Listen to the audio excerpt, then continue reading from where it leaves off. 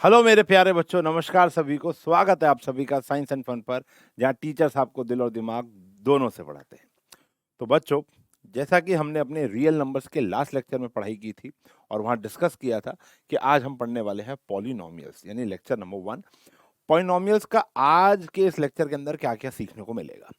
Polynomial क्या होता है, क्वाड्रेटिक पॉलिनोमियल, मतलब जितना भी आपका एनसीईआरटी का कंटेंट है वो सारा का सारा आज फिनिश कर दूंगा। 2.1 एंड 2.2 सीबीएसई वाले बच्चों के लिए 2.3 एंड 2.4 यानी डिलीटेड है। तो आज सारा का सारा एनसीईआरटी कंटेंट पूरा हो जाएगा। लास्ट लेक्चर में बताया था कि एनसीईआरटी इस चैप्टर की बहुत पुअर है, ठीक है ना। इस चैप्टर में अगर आपको कुछ अच्छा नंबर स्कोर करना है या टीचर को अच्छे क्वेश्चन चाहिए तो उनको बाहर जाना पड़ता है, हमारी एग्जाम्पलर पे जाना पड़ता है, आर डी शर्मा, पीके कर, आर एस अग्रवाल, वहां जाना पड़ता है। तो आज पॉलिनोमियल चैप्टर का बेसिक कंटेंट आपको मिल जाएगा। पॉलिनोमियल क्या होता है, splitting the middle term, verification formulas, how to build a polynomial, graph वाला क्वेश्चन, ये सब बेसिक रहेगा, ठीक है ना। लेकिन ये इतना बेसिक भी नहीं रहेगा कि आपको एग्जाम में नंबर ना मिले। जो बेसिक, देखो दो दो प्रकार के मैथ्स है, बेसिक एंड स्टैंडर्ड। तो जो बेसिक वाले बच्चों के लिए तो ये बहुत इंपॉर्टेंट होने वाला है। स्टैंडर्ड वाले बच्चों के लिए भी इंपॉर्टेंट है, क्योंकि अगला लेक्चर तभी समझ में आएगा जब तक ये नहीं देखोगे, ठीक है ना। तो अगले लेक्चर के अंदर हम क्या पढ़ेंगे, वो है extraordinary question, hots question, most expected questions, या जो पीवाईक्यूज हैं जो आते हैं एक्चुअल में पेपर में, ठीक है ना। तो वो हम देखेंगे और उसको देखने के लिए पहले ये समझना पड़ेगा। तो फटाफट से पढ़ लेते हैं कि पॉलिनोमियल है क्या। और फटाफट देखो, पहला सवाल आपके सामने आता है कि व्हाट आर पॉलिनोमियल्स, पॉलिनोमियल है क्या।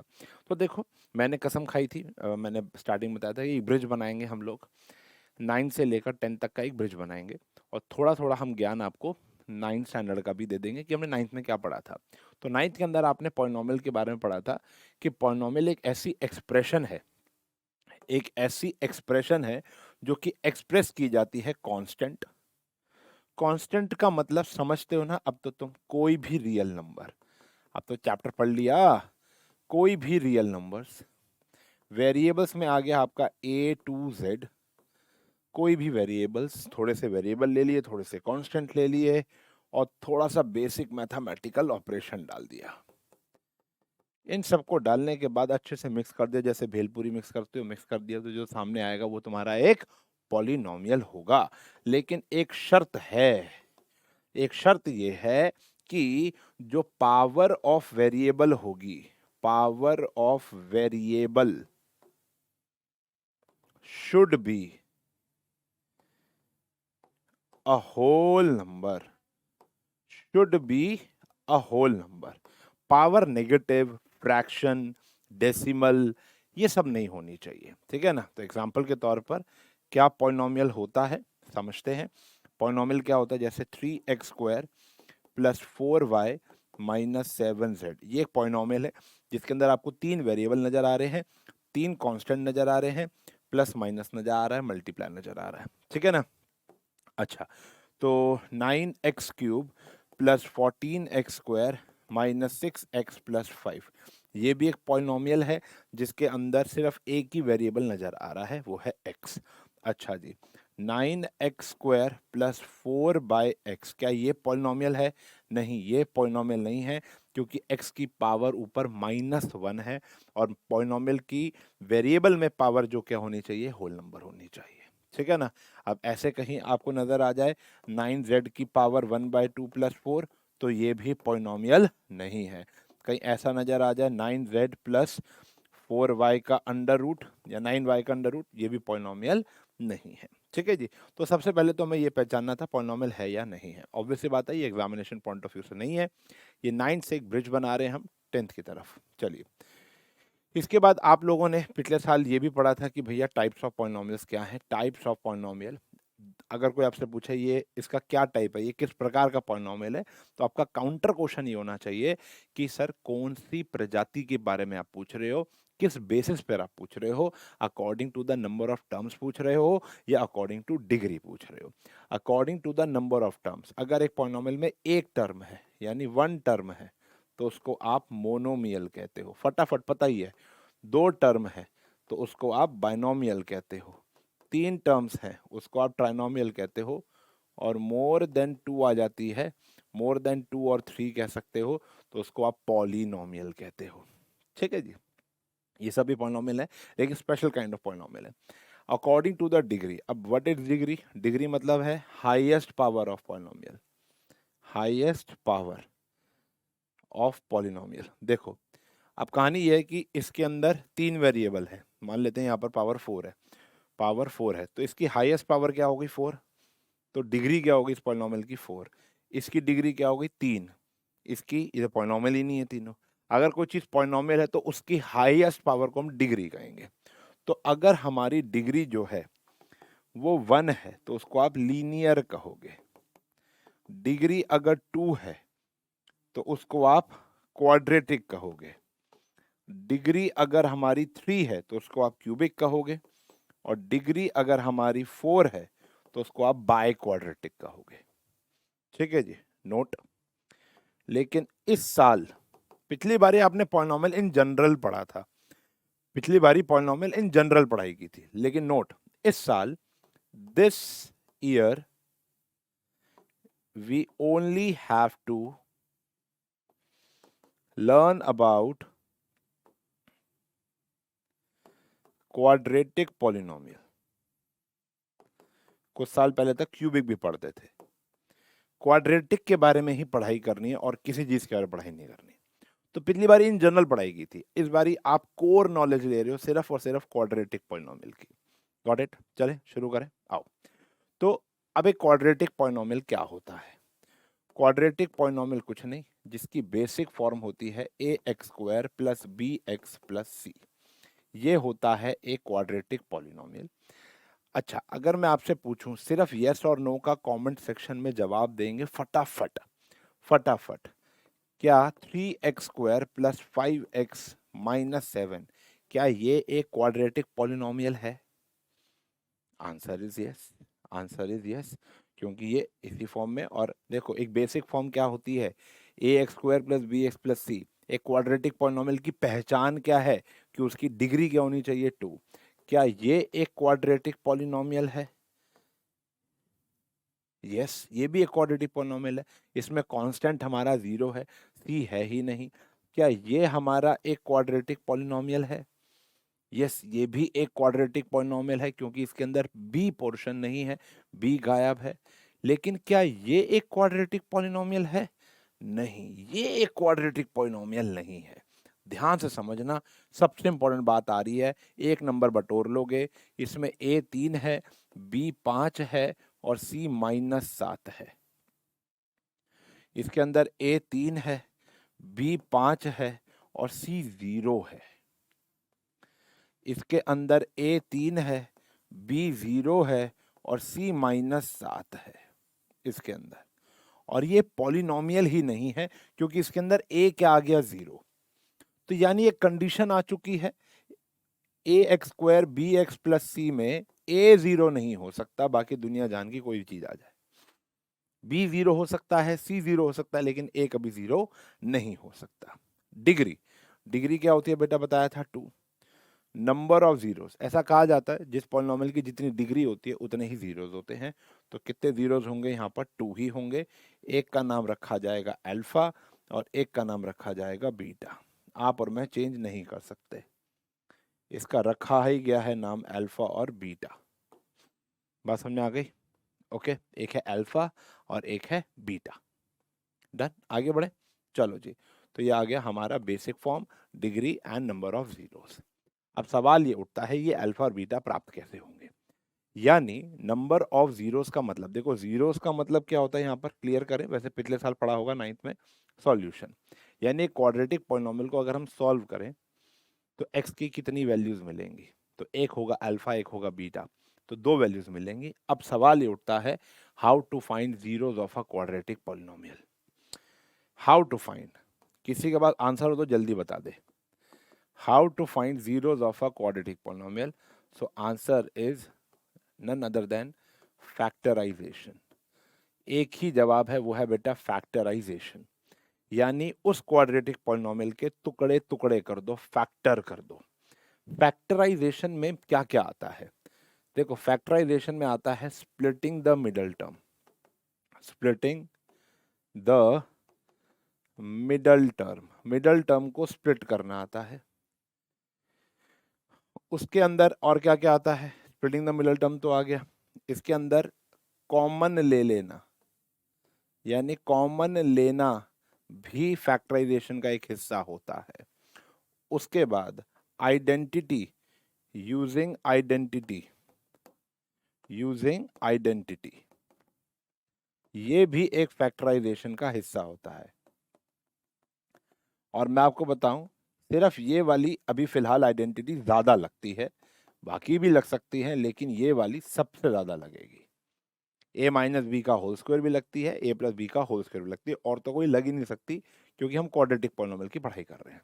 ठीक है जी। तो इन तीनों शस्त्र से मान के चलो आप एक युद्ध पर जा रहे हो, और युद्ध के सामने जो तुम्हारा जो शत्रु है, शत्रु बोलते हैं ना, मैं वैसे एनिमी बोलने वाला था, तो शत्रु जो है, अब शत्रु क्वाड्रेटिक पॉलिनोमियल है, तुम्हें उसे टुकड़े टुकड़े करना है, फैक्टराइजेशन करना है। तो तुम्हारे पास पीछे 3 बाण हैं। पहला बाण है स्प्लिटिंग द मिडल टर्म, चलाया, चल जाएगा तो वो टूट जाएगा, जरूरी नहीं है वो चल जाए। सारी चीजें स्प्लिटिंग द मिडल टर्म से फैक्टर नहीं होंगी, वो नहीं हुआ तो तुम दूसरा बाण निकालोगे, यानी कॉमन ले लेना। अगर वो उससे मर जाएगा, टूट जाएगा तो बहुत बढ़िया, नहीं टूटा तो तीसरा बाण आएगा। तीसरा बाण है आपका आइडेंटिटी, और इन तीनों बाणों में से किसी एक बाण उसकी नाभि में मारना और वो मूर्छित हो जाएगा।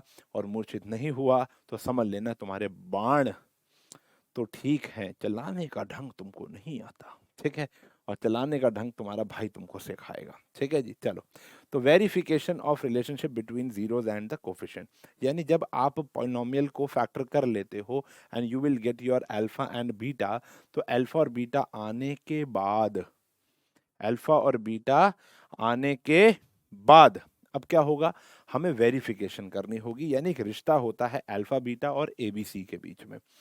ठीक है ना, verification of relationship between zeros यानी alpha and beta and coefficient, coefficient यानी ए बी और सी। देखो भैया, सीधी बात, नो बकवास, 2 रिश्ते हैं। पहला रिश्ता है अल्फा प्लस बीटा, यानी जो सम ऑफ जीरोस होगा वो माइनस बी अपॉन ए के बराबर होगा, तुम्हें याद होगा भी। ठीक है ना, और अल्फा बीटा जो होगा वो सी अपॉन ए के बराबर आएगा। तो ये एक्चुअल में इकलौते 2 ऐसे फॉर्मूलेस कह सकते हो जो है, जो पूरा चैप्टर इन पर डिपेंडेंट है। अभी तो ऐसा लग रहा है ना कि ये सिर्फ वेरिफिकेशन फॉर्मूलेस हैं, लेकिन बेटा क्वेश्चन ही नहीं होगा अगर ये नहीं आता होगा तो। मतलब आज के लेक्चर में इनकी इंपॉर्टेंस इतनी छोटी है, तुम सोच नहीं सकते, इतनी छोटी इनकी इंपॉर्टेंस है ना, छोड़। लेकिन आने वाले लेक्चर के अंदर या आने वाले क्वेश्चन, जो हम लेक्चर 2 पढ़ेंगे या लेक्चर 3 भी जा सकता है इसका, वहां हम जाकर देखेंगे कि भैया क्या धमाकेदार इनके क्वेश्चन हैं। मतलब इनके बिना तो ये चैप्टर अधूरा है। तो ये 2 फॉर्मूलेस दिल से चिपका कर रखने हैं। ठीक है ना। चलो, अब देखते हैं कि होता कैसे है। तो मुझे ऐसा लगता है कि स्प्लिटिंग द मिडल टर्म हम लोग 7th या 8th स्टैंडर्ड से सीख रहे हैं और वो आपको आती होगी। मैं फिर भी एक आधा स्टेप बता देता हूं कि हम कैसे करते हैं, क्या थॉट प्रोसेस रहता है। बहुत ही सिंपल है। पहले क्वेश्चन पढ़ लेते हैं। Find the zeros of the polynomial, quadratic polynomial and verify the relationship between the zeros and the coefficient. ठीक है जी। तो ये आया। तो देखो, सबसे पहले इसके अंदर a है हमारा 1, b है -2, c है और -8। तो a और इन दोनों को मल्टीप्लाई कर दो, साइन छोड़ दो अभी। तो ये आया 8। अब 8 के फैक्टर लिख लो कि 8 मिलेगा कैसे। एक तो 1 8 था, 2 4 था, और तो कोई तरीका ही नहीं है। ठीक है ना। अब इन दोनों में से कोई एक हमारा उत्तर होगा। आपको 2 ऐसे नंबर ढूंढने हैं जिनको मल्टीप्लाई करने पर तो 8 ही आएगा, लेकिन माइनस, ये वाला साइन देखते हैं, माइनस करने पर 2 आना चाहिए। तो माइनस करने पर 2 आना चाहिए, तो ये फैक्टर बन गया 4 और 2। माइनस करने पर क्या आना चाहिए, -2 आना चाहिए। तो 2 में से 4 जाएगा, -2 आएगा ना, हो गया काम। तो x square 2x -4x -8। Check करो, चेक करो। ठीक है ना। तो इतना ही सिंपल काम है। अब भाई मल्टीपल्स तो लिखने आते हैं ना, 8 कैसे कैसे मिलेगा ये तो पता चल जाएगा। 1 8 था, 2 4 था, और कोई तरीका है नहीं है। तो इन्हीं में से कोई एक आंसर होगा आपका। आपको माइनस करने पर क्या चाहिए, -2। ठीक है जी। तो क्या आ गया, 4 और 2। तो 2 में से 4 जाएगा तो -2 आ जाएगा। साइन का थोड़ा ध्यान रखना है। अब आपको इनमें से कॉमन लेना है और इनमें से कॉमन लेना है। इसमें से -4 कॉमन आएगा, x+2। तो एक फैक्टर आ गया आपका x+2, एक फैक्टर आ गया x-2। इतना काम आप लोगों ने 9th स्टैंडर्ड में किया हुआ है। 7th और 8th में भी किया होगा, 7th में शायद नहीं आता, 8th में तो आ गया था। तो ये स्प्लिटिंग द मिडल टर्म हो गया। ठीक है जी, हमने पहले बाण से ही उसको मूर्छित कर दिया। अब हमें क्या निकालना है, अल्फा और बीटा। पुट कर देंगे, पुट बोथ फैक्टर्स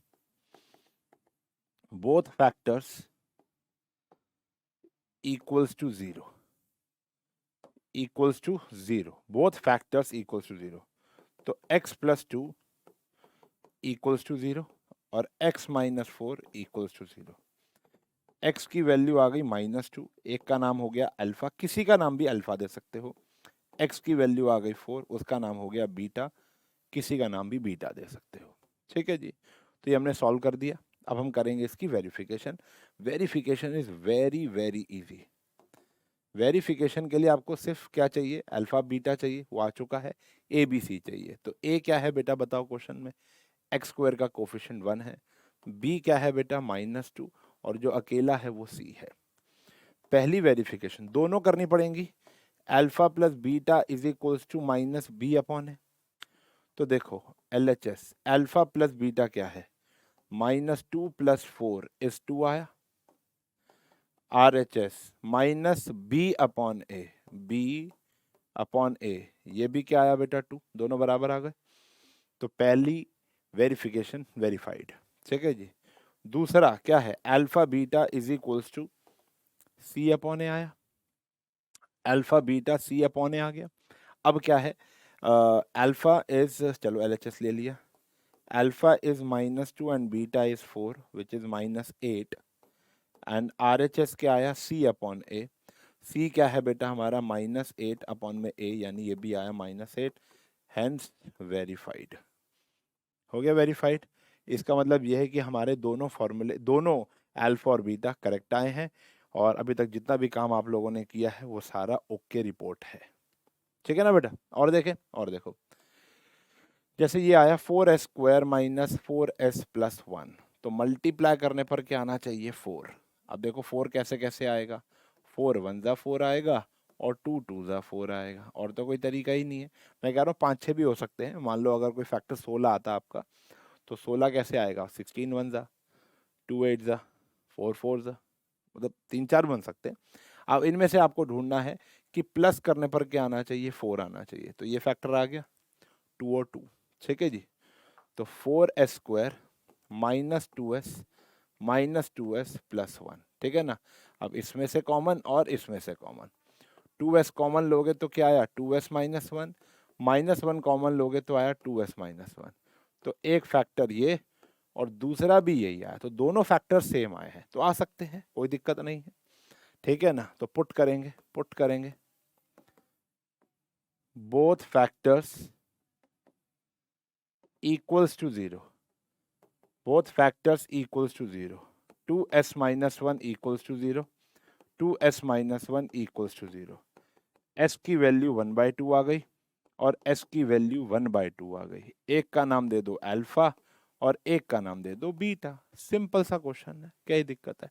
तो स्प्लिटिंग द मिडल टर्म हमें आती थी, अल्फा बीटा निकल गया, कुछ नहीं है, बहुत आसान टॉपिक है यार। अब बात करेंगे हम वेरिफिकेशन की। अब ऐसे ही अपनी एनसीईआरटी के बाकी क्वेश्चन भी आप कर सकते हो, कोई दिक्कत नहीं, बहुत आसान से है। एक आध और कराऊंगा अभी, देखो।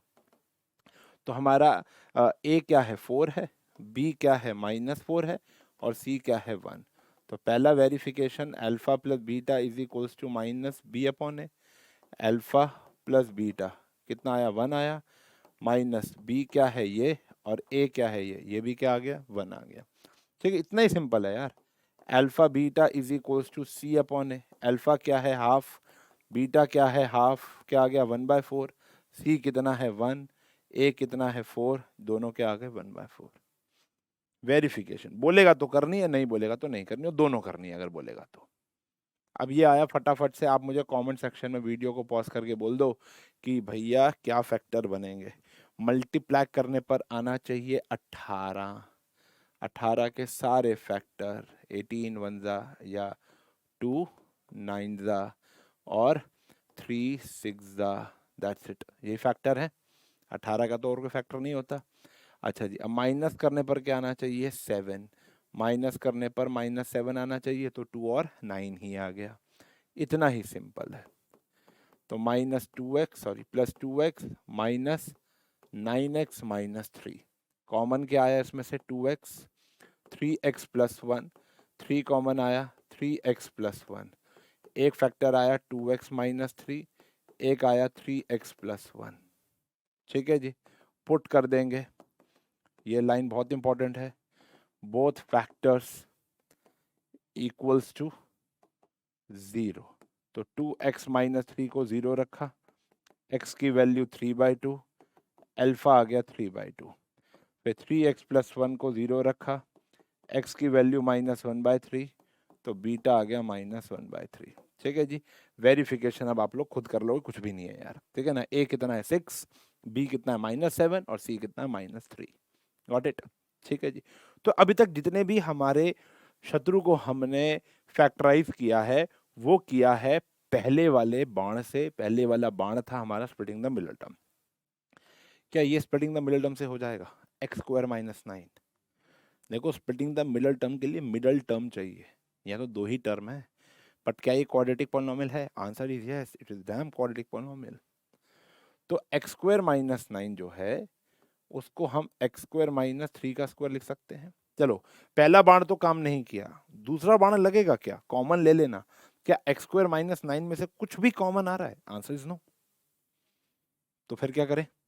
तो हमको तीसरा बाण लगाना पड़ेगा, वो आइडेंटिटी, वो तो लग रहा है। देखो x² - 3 का स्क्वायर, तो x + 3 और x - 3। तो कितना आसान है, यहाँ तो भेजा लगा ही नहीं कुछ आपका ना, सीधा आइडेंटिटी लग गई, हो गया काम। तो पुट करेंगे बोथ फैक्टर्स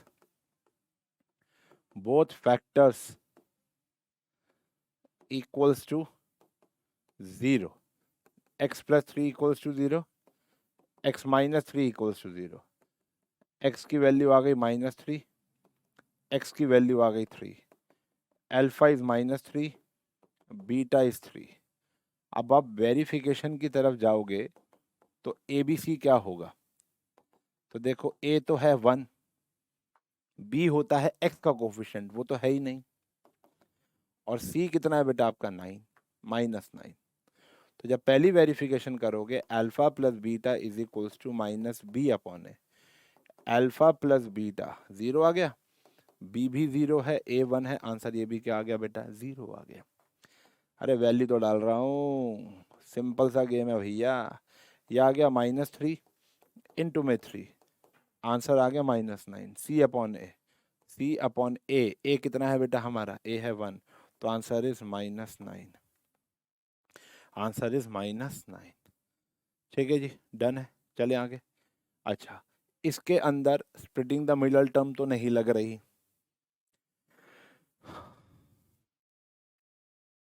लेकिन कॉमन आ रहा है। आइडेंटिटी भी नहीं लग रही, चेक कर लो, लेकिन कॉमन आ रहा है। कॉमन आ रहा है ना, देखो क्या कॉमन आ रहा है, 4u। 4u कॉमन आ गया, क्या बचा? u + 2। एक फैक्टर 4u है और एक फैक्टर u + 2 है। फिर putting both the factors equals to 0, ये आ गया u + 2 equals to 0, 0/4 is 0 and this is -2। ठीक है ना, तो alpha is 0 and beta is -2। आगे आप कर लेंगे वेरीफाई। ए है 4, बी है 8 एंड सी इज 0। ठीक है जी, कर लेंगे। तो तीनों शर्त दिखा दे, जैसे पहला शर्त सबसे ज्यादा इंपॉर्टेंट है, splitting the middle term, generally वही अप्लाई होगा। ठीक है ना, गॉट इट। तो ये आपकी एनसीईआरटी का पहला 2.2 का पहला क्वेश्चन कर सकते हो। 2.2 का क्वेश्चन नंबर 1। रुक जाओ, पूरी खत्म कराऊंगा एनसीईआरटी, चिंता काहे कर रहे हो। अगला जो फेज है इस चैप्टर का वो ये है, अभी आपने क्या किया, पॉलिनोमियल से जीरोस निकाले, अब उल्टा जीरो से पॉलिनोमियल निकालते हैं। ठीक है जी, तो how to find a quadratic polynomial when its zeros are given. तो सिंपल सा फॉर्मूला है, आप इस फॉर्मूले को लगा दो, के एक कांस्टेंट होगा जिसको बाद में हटा दिया जाएगा। ठीक है जी, ये बहुत इंपॉर्टेंट है। तुम्हारे आशु सर के 1.5 नंबर इसी में भी कटे थे, उनके 98 मार्क्स आए थे। एक नंबर कटा था, tan 30 की वैल्यू उन्होंने 1/√3 की जगह √3 लिख दी थी। हाँ, तो बोर्ड की बात बता रहा हूँ। तो अभी तुम्हें पता नहीं tan 1 की वैल्यूज क्या होती हैं। तो एक तो गलती वो करके आए थे और एक गलती करके आए थे, के की वैल्यू नहीं लिख कर आए थे। ठीक है ना, तो यहाँ पे के की एक वैल्यू होगी जो हर एक क्वेश्चन में अलग होगी, वो आप देख के पहचान लोगे। मतलब उनको पता था लेकिन वो लिखना भूल गए, तो एक आध नंबर शायद यहाँ कटा होगा। तो इसलिए 98 मार्क्स आए थे उनके, ठीक है जी। और वो हमारे मतलब मैं ही उनको पढ़ाता था बचपन में, तो इसलिए मुझे याद है। तो यहाँ पर आया alpha beta X plus alpha beta, ये सिंपल सा एक फॉर्मूला है, K X square minus sum of roots into X plus product, ठीक है जी। Sum of roots X plus product, ये आता है फॉर्मूला हमारा क्वाड्रेटिक पॉलिनॉमियल को निकालने का, ठीक है जी। अब देखो, find the quadratic polynomial each with the given number as zero of a polynomial, ठीक है जी। तो इसका जो पहला पार्ट मैं बना रहा हूँ वो 2 और 3 ले लेते हैं। तो यानी अल्फा दे रखा है 2 और बी, मैं खुद बना रहा हूँ ये, अल्फा ले लेते हैं 2 और बीटा ले लेते हैं 3। तो देखो सॉल्यूशन, तो अल्फा है 2 और बीटा जो है वो है 3, ठीक है ना। तो सबसे पहले आपको निकालना पड़ेगा alpha plus beta, 2 plus 3 is equals to 5 और अल्फा बीटा हो जाएगा 2 into 3 is equals to 6। Formula आया k X square some product, यही आया। अब देखो इसके डिनोमिनेटर में कुछ नहीं है ना, तो हमारा आंसर आया x square minus 5x plus 6, where k की वैल्यू यहाँ पर क्या है 1 है। जो डिनोमिनेटर में वैल्यू होगी वही होगी। अब आपको समझ में नहीं आया होगा मैंने क्या बोला, ठीक है ना। चलो एक दो क्वेश्चन और करेंगे, समझ में आ जाएगा। सेकंड पार्ट देखेंगे, वो है 1/2 एंड 3, ठीक है जी। तो सबसे पहले आपको क्या निकालना पड़ेगा, सम निकालना पड़ेगा, यानी अल्फा प्लस बीटा 1/2 प्लस 3, तो आंसर इज 7/2 आया एलसीएम लेने के बाद। फिर आपको प्रोडक्ट निकालना पड़ेगा, यानी अल्फा बीटा 1/2 इंटू में 3, ये आया 3/2।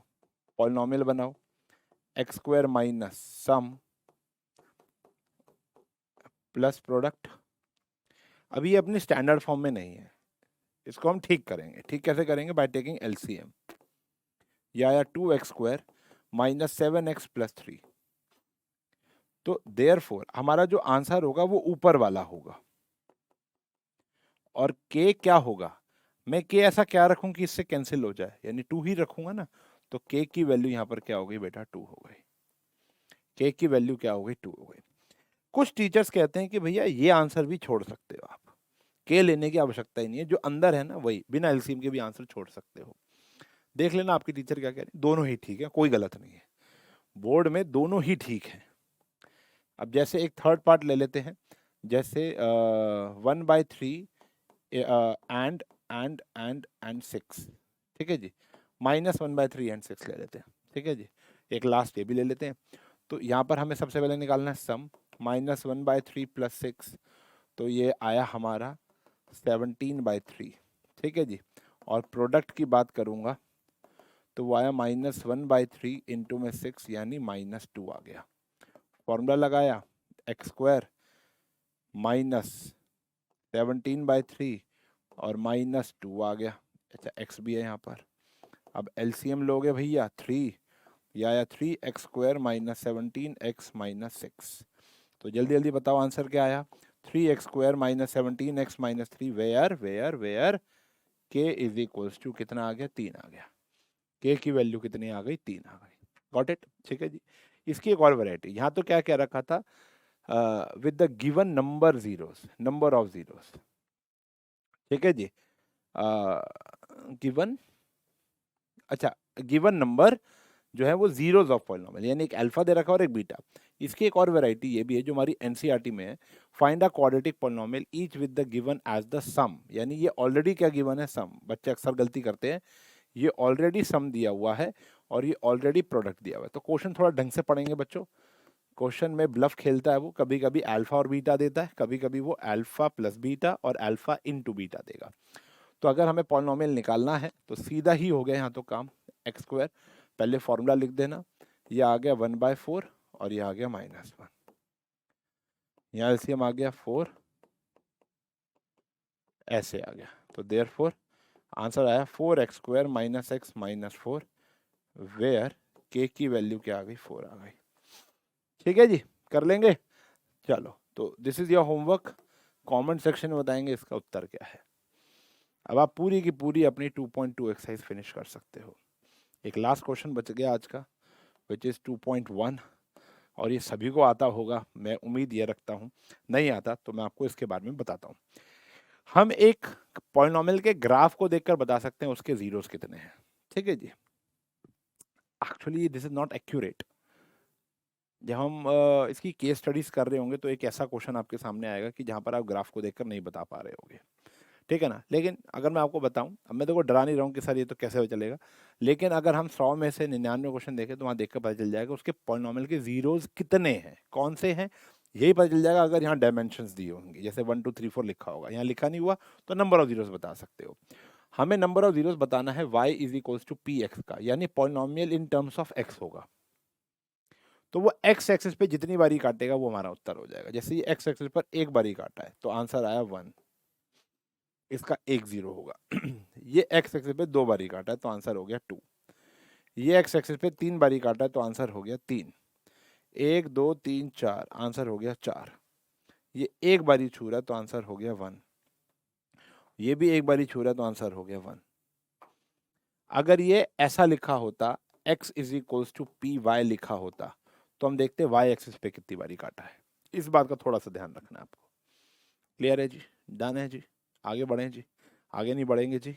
आज आपका होमवर्क मैं आपको दे देता हूँ, फटाफट से देखो। हमने मात्र आधे घंटे के अंदर पूरा पॉलिनॉमियल चैप्टर पढ़ लिया। प्रैक्टिस की ज़रूरत है। Exercise 2.1 plus 2.2 NCERT with examples, पूरी NCERT, whole NCERT is finish. ये आज हमने कर ली है पूरी एनसीईआरटी एक वीडियो में, आधे घंटे पॉलिनॉमियल पूरा चैप्टर पढ़ लिया, ठीक है जी। ऑब्वियस सी बात है, दिस इज नॉट सफिशिएंट, ये सफिशिएंट नहीं है। हमें क्या करना पड़ेगा, एक्स्ट्रा क्वेश्चंस करने पड़ेंगे पॉलिनॉमियल चैप्टर के, ठीक है जी। मिलेंगे अगली क्लास में पॉलिनॉमियल के एक्स्ट्रा क्वेश्चंस के साथ। तब तक के लिए bye bye, take care, have a nice day.